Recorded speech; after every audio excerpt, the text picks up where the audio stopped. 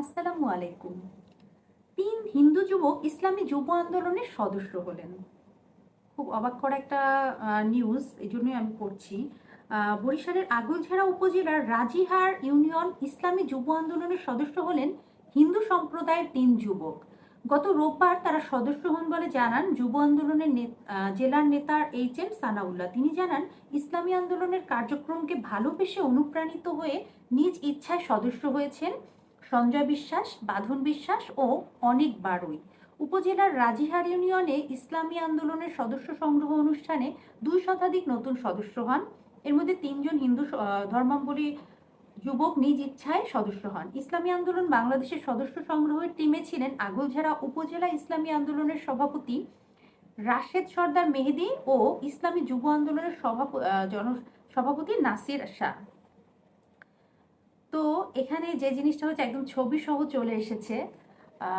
আসলে একটু ডিফারেন্ট একটা নিউজ, কারণ ইসলামী আন্দোলন বলতে আমাদের দেশে নর্মালি যে এমনকি জামাত শিবির থেকে শুরু করে যে আমরা যে আরও যে দলগুলো দেখি, যেমন আওয়ামী লীগ বলেন, বাংলাদেশ জাতীয়তাবাদী দল বলেন, বাংলাদেশ জাতীয়তাবাদী দলে কিন্তু আওয়ামী লীগে কিন্তু নর্মালি সব হিন্দুরাই জয়েন করে এবং এদের ভোট ব্যাংক বলা যায় বেশি আওয়ামী লীগের সবসময়ই। কিন্তু বাংলাদেশ জাতীয়তাবাদী দল যেহেতু পুরোপুরি সেকুলার একটি দল, সেখানেও কিন্তু প্রচুর হিন্দু সদস্য আছেন এবং ইভেন তাদের অনেক বড় বড় নেতা যেমন গয়েশ্বরচন্দ্র রায়, নিপুণ রায় অনেকে আছেন। তো এখানে দেখা যাচ্ছে যে ইসলামী দল, যেখানে দলটাই ইসলামী, যেখানে আপনার সরাসরি ধর্ম উল্লেখ করে দেয়া, সেখানে এই ঘটনাটা সত্যি বিরল একটি ঘটনা। এবং তারা যেহেতু অনুপ্রাণিত হয়ে এখানে জয়েন করেছেন, যদি তারা ধর্মান্তরিত হয়ে যান তখন কিন্তু আর এটা বিরল ঘটনা থাকবে না। তখন ব্যাপারটা হয়ে যাবে যে হ্যাঁ, সে তো ইসলাম ধর্ম গ্রহণ করেছেন, সে ইসলামী দলে থাকতেই পারেন। কিন্তু আমার কাছে এই জিনিসটা বেশি, অনেক বেশি আমার কাছে মনে হয় যে এটা গুরুত্বপূর্ণ যে তারা তাদের ধর্মেই থাকবে কিন্তু ইসলামী আন্দোলনের সাথে যুক্ত থাকবেন। এই ব্যাপারটা অনেক বেশি গুরুত্বপূর্ণ এবং অনেক বেশি একদমই আলাদা বলতে পারেন।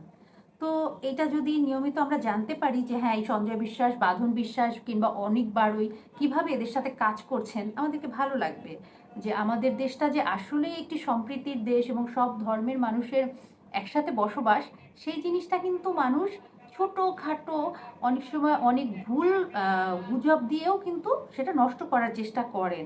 কিন্তু সত্যিকার অর্থে যদি বলেন, বাংলাদেশ কিন্তু সত্যি একটি ধর্মনিরপেক্ষ একটি সম্প্রীতির দেশ। আর এই নিউজটা অসম্ভব আলাদা একটা নিউজ যে ৩ জন হিন্দু যুবক হয়ে অনুপ্রাণিত হয়ে ইসলামী আন্দোলনে যুক্ত হয়েছেন। এই জন্যই আমি নিউজটা নিয়ে কথা বললাম, আমার কাছে বেশ ভালো লেগেছে।